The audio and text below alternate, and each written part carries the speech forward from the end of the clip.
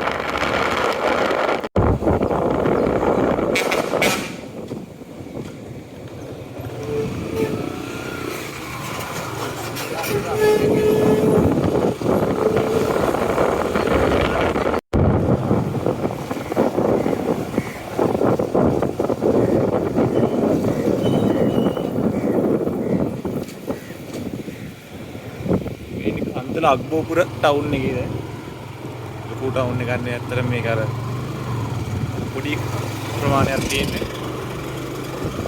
ඉතින් හන්දියෙන් අපි දකුණට ආරවන්න ඕනේ. ලේසි පොඩ්ඩක් හදලා දෙන්න ප්‍රශ්නයක් නැහැ. දැන් ආය අපි යන්නේ කොහොමද?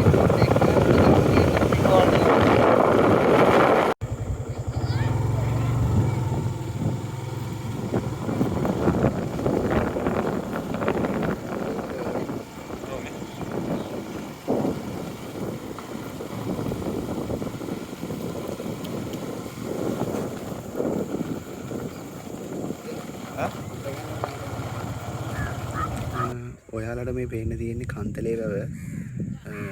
අපි අක්බෝරපුර හන්දියෙන් දාලා පොඩ්ඩ දුරයි ආවේ.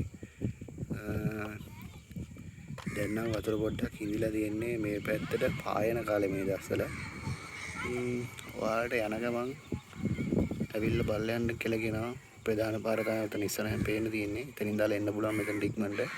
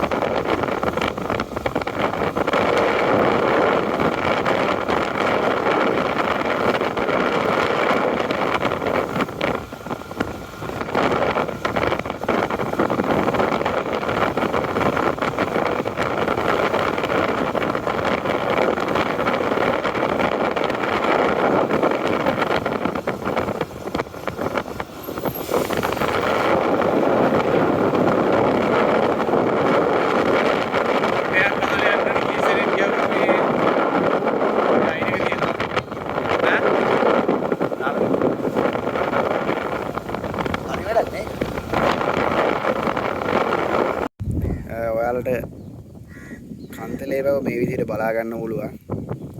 ඉතින් ඩ්‍රින්ක් යන ගමනේදී කන්තලේ කියන්නේ ඉතා ලස්සන තැනක්. නතර වෙලා යන්න කියලාත් ඔයගොල්ලන්ට කියනවා. ඉතින් අද මේ තියෙන්නේ මගේ ගමන් සගයා සහ එහි අයිතිකාරයව ඉන්නේ. කන්තලේ වැව දෙපැත්තේ කියන්නේ වැව් බැම්මේ තැනින් තැන පොඩි ඉන්න අපිට තැන් හදලා තියෙනවා. ඉතින් ඕගොල්ලොන්ට කියන්නේත් ඇවිල්ලා පොඩ්ඩක් නතර වෙලා ඒ වගේ තැනක පොඩ්ඩක් ඉඳලා යන්න. ඔය දැන් ඉස්සරහින් වෑන් යන නවත්තලා තියෙන මේ වගේ තැනක අපිට නම් එහෙම තැනක් හම්බුන්නේ නැහැ. මොකද ලොකු නිවාඩුවක තමයි අපි දෙන්න මේ ඇවිදින්න ඇවිල්ලා ඉන්නේ. හැමතැනම කට්ටිය ඉන්නවා. ඉතින් ඇවිල්ලා යන්න කියලා ඕගොල්ලොන්ට කියනවා. අපි උදේට කන්න කියලා හදන්නේ.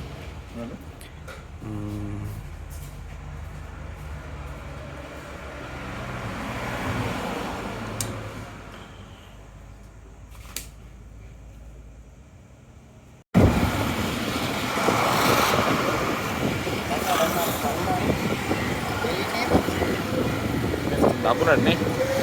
උඩට කෙලින්.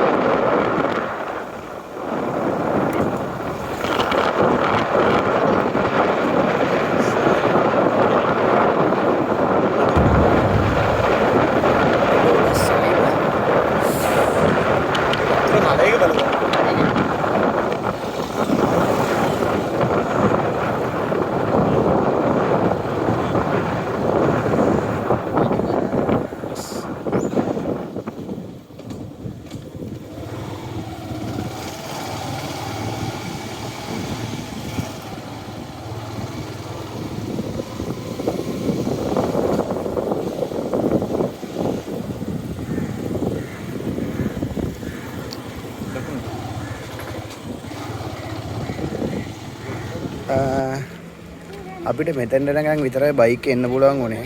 ඔය ඉස්සරහා තියෙන තැනින් බයික් එක පාකින් දාලා මෙතනින් එහාට පයින් යන්න ඕනේ අපි. මෙතෙන්ට යන්න තියෙන්නේ කෝවිලට. එහා පැත්තෙන් යන්න තියෙන අපේ ෆෙඩ්රි බලකොටුවට. අපි ඉස්සලා කෝවිලට ගිහිල්ලා පස්සේ බලකොට යන්න හිතන් ඉන්නේ.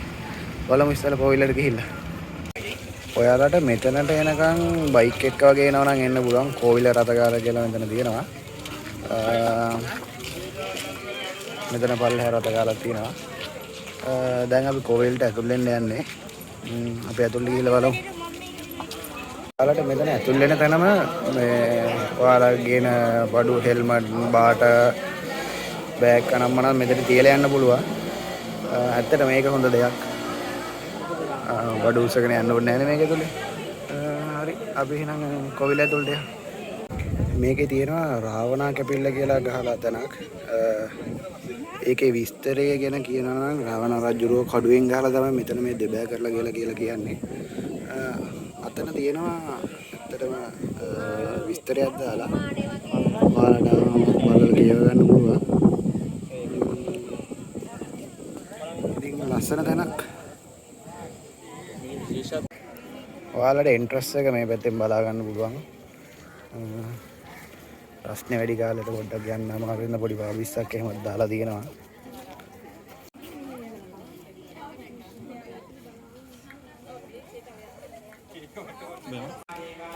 මේක ඇතුළට ෆෝන් ගෙරියන්න කැමරා අරන් යන්න බෑ. ඊට අමතරව ෂෝට් ගහගෙන යන්නත් බෑ. දැන් මට විතරයි යන්න වෙන්නේ. මගේ යාළුවා ආවේ ෂෝට් ඇඳගෙන. ඌව දාලා දැන් මං ඇතුළට යන්නේ. මේ කෝවිලට එන අයගේ පොඩි විශ්වාසයක් තියෙනවා මෙතන තොටිල්ලක් බැන්දහම එයාලට ළමයෙක් හම්බ වෙනවා කියලා. ඒ කියන්නේ දීර්ඝ කාලයක් තිස්සේ ළමයි නැති කට්ටිය ඇවිල්ලා මෙතන තොටිල්ලක් බැඳලා ප්‍රාර්ථනා කරලා යනවා එයාලට ළමයෙක් හම්බෙන්න කියලා. ඊට අමතර මෙතන තියෙනවා අපිට පොල් ගහන්න තැනක්. අපි එහෙනම් ඇතුළ වෙලා බලන්න යන්නේ.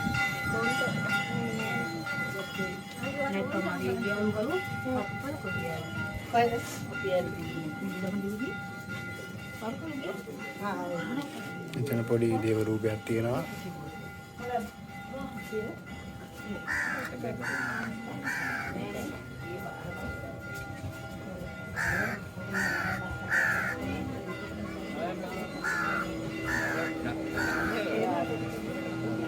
අපිට ලස්සන එළියට බලා ගන්න පුළුවන් මෙතන.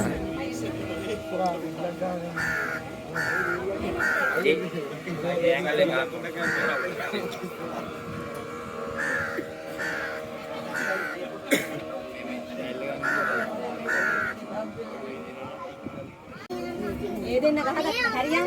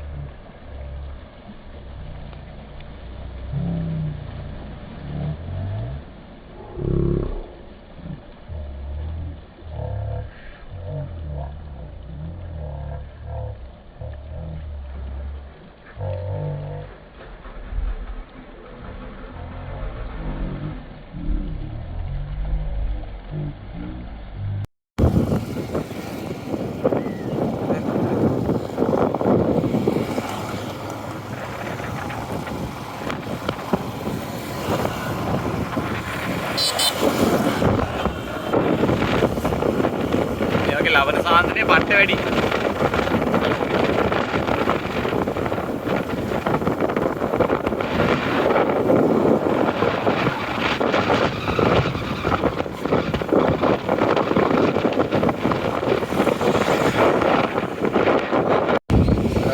අපි නිරාවැලි බීච් එකට ඊළඟට ආවේ.